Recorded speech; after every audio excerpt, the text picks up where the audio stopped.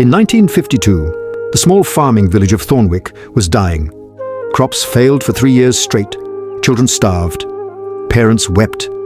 And then, old Miriam Crone made an offer that changed everything. No one knew exactly how old Miriam was. She lived in a cottage at the edge of the village, half buried in ivy and shadow.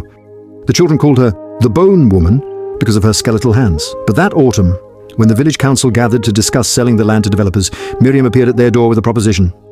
She had seeds. Impossible seeds. One planting, she said, would solve everything. Thomas Ashford was the council's youngest member. He was skeptical. But his sister had died 2 months ago from malnutrition. He was willing to try anything. The seeds were black. Almost too black. Like they'd been charred by something hotter than any fire. And they were warm. Still warm. As if Miriam had just pulled them from inside something living. Plant them under the barren cross at midnight. Say the names of your dead. They will hear.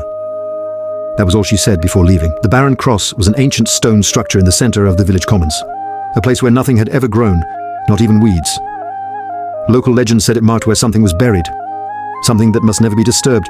Were actually doing this, his best friend, Owen, gripped the shovel so hard his knuckles went white. Owen. We have to. They dug. And as they dug, they recited names. Dead children, dead parents, dead livestock. Their voices felt stolen, like something was pulling the words from their mouths against their will. How deep does it go? Narrator. They hit something hard 3 feet down. Stone. And beneath the stone, warmth. Real, pulsing warmth like an animal's body heat. They planted the seeds in the dirt above the stone. Thomas's hands burned. Not from heat, but from something else. Something that felt like fingers gripping his wrists from underneath the earth. Owen. Thomas. Your hands. Thomas. I can feel them. They're so hungry. They've been waiting so long. By dawn, the first green shoots had broken through the soil. Impossibly thick stalks, twisted and alien. They grew throughout the day. By evening, the first crop was ready to harvest. The whole village came to see it. What had been dead and broken was suddenly, impossibly, alive with abundance. There was wheat, potatoes, corn, things that shouldn't have grown together, all thriving. Thomas was different now. He didn't need sleep, didn't eat regular food. He stood in the field all day, tending it with an obsessive care. His skin had started to show that faint green glow beneath the surface. Thomas. Come, help me harvest. They're ready. They're always ready. And the villagers obeyed. They cut the crops with their bare hands, and the harvest was so bountiful that within days Thornwick's storehouses were full. But there was a cost. Owen's son noticed it first. The longer they worked the field, the weaker they felt. As if something was slowly draining them. Owen. We need to stop this. Something's wrong with Thomas. Something's wrong with the field. Council Member 1. We have enough food for the first time in years. You want to throw that away? 3 weeks into the harvest, a woman named Sarah noticed something in the soil. Not dirt. Not roots. Something else. Something that looked almost like bone. Who is this? Thomas. The field remembers. The field is generous. It gives back what was lost. The bones belong to people. People from Thornwick who died in past years. The field had been growing them, reconstructing them, preparing them. Owen. We're burning the field tonight. All of it. But even as he said it, Owen knew it wouldn't work. He could feel the pull. They all could. The next morning, the field was twice as large. It had expanded during the night, consuming 3 houses at the village's edge. And the bones had begun to move. Thomas. They're waking up. The ones we called, the ones we summoned, they're coming home. The villagers tried to flee. But the road out of Thornwick had become impassable. The field had grown over it. The sky itself had started to change color, fading to that same sickly green-gray. Owen. Miriam. We need to find Miriam. She did this. She knows how to fix it. But Miriam's cottage was no longer at the edge of the village.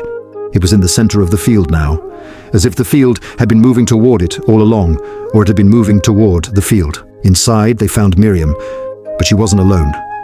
She had never been alone. Miriam, all of them together. You called us. You spoke the names, you invited us to the harvest, and now we invite you to join it. There's so much space still, so much room to grow. We are the Miriams, the chorus of the damned. Our words pulse through these walls, binding you to us. The green tide rises. The first villager to try to escape made it 3 miles before the vines caught her. They grew from the ground beneath her feet, and they were hungry. By that evening, the entire village was transformed. The houses had become part of the field. The streets had become rows of crops. And the people, The people had become something else entirely. Owen found himself unable to leave. None of them could. The field had become their home, their life, their purpose. Every day was the same. Wake, work, plant, harvest, call the names of the dead. Watch them grow. Months passed, maybe years. Time didn't work right in Thornwick anymore, but travelers began to report seeing the village on maps that no longer showed it in its original location. A farmer from the neighboring county arrived in 1954. He came to Thornwick seeking work, seeking opportunity. He found Miriam tending the field at the entrance to the village. Miriam. Welcome to Thornwick. We have much work to do. A new season begins soon, and we will need more hands, more voices to call the names. The farmer walked into the field. He walked in because he was hungry, because he believed her, because he had no other choice, and so the field grew. Not just in the ground, but across the years. Every few years a new person arrived, a homeless wanderer, a man seeking refuge from the law, a lost child. All of them found exactly what they needed in Thornwick, but something changed in 1978. A journalist named Marcus came to Thornwick. He came to investigate the disappearance of his sister, who had gone missing near the village 5 years prior. Miriam.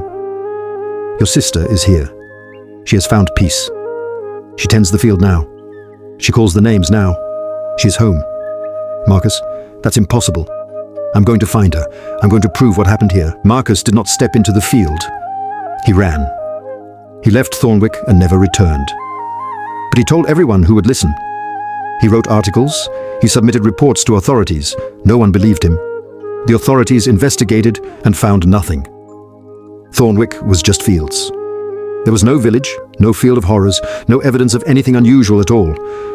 But Marcus kept investigating, and he discovered something. Thornwick had appeared in records for over 200 years. Exact same location, exact same description, exact same cycles of prosperity, followed by strange disappearances. He realized the truth. The Barren Cross wasn't planted in 1952. It had always been there. And the cycle had been running for centuries. The thing beneath the Barren Cross was not new, it was ancient, and it was patient. It had watched Thornwick die and be reborn countless times. It had fed countless harvests. It had called countless names. And Miriam? Miriam was not a person. She was an avatar, a voice, a gardener for something far older and far hungrier than any human could comprehend. But here's what Marcus finally understood. Thornwick wasn't unique. It was just one harvest, one village, one cycle. There were fields like Thornwick everywhere, beneath cities, under farmland, in forgotten villages, all tended by their own Miriam, all calling their own names, all harvesting their own dead. I tried to warn them. But how do you warn people about something they can't see? Something that looks like salvation to the desperate? How do you stop a harvest that has been growing for centuries? Marcus died in the psychiatric hospital in 1984. Official cause, suicide. But those who examined his writings found something interesting. His final note contained a single repeated phrase, but the most disturbing discovery came in 1995. When they finally investigated Thornwick again, when they found the village records, Thomas Ashford, Owen Chet, Sarah Whitmore.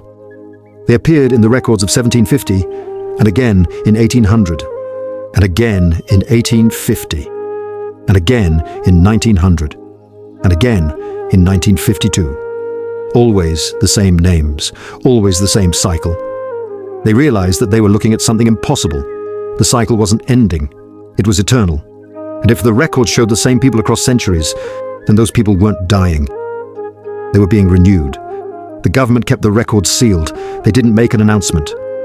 They simply erased Thornwick from all official maps, pretended it never existed. But it did exist. It was still there. And in Thornwick, the cycle continued. Because Marcus was wrong about one thing. You can warn people, they just don't listen. By 2000, the field of Thornwick had become a landmark. Not an official one, just a place that people knew about. A place where, if you were desperate enough, if you were hungry enough, if you had nothing left to lose, you could find work. Miriam. Welcome. We've been expecting you. There's always room for more. There is always so much to harvest. The most terrible part, the thing that keeps me up at night, the thing beneath Thornwick is not unique. And the harvest is not just plants. And here's what's even worse. The field is still growing. It's been growing for centuries. And it doesn't stop. It can't stop. It won't stop. Because here's what I learned in my research. Folk horror isn't about demons or ghosts or supernatural creatures. It's about the thing that was here before us. the thing that will be here after us. The real horror isn't what happened to Thornwick. The real horror is that Thornwick is everywhere. And we're all already in the field. We just can't see it yet. So if you're out there and you find yourself near a place where the crops grow unnaturally well, where the soil is just a little too rich, where the local people seem just a little too content, don't ask questions. Don't investigate. Just keep walking. Just keep moving. Because if you stop, if you listen to that voice that says you're hungry, that you need work, that you need to belong, you'll find yourself in a field. And you'll realize you've always been in that field. We all have. The harvest never ends. We just harvest in shifts.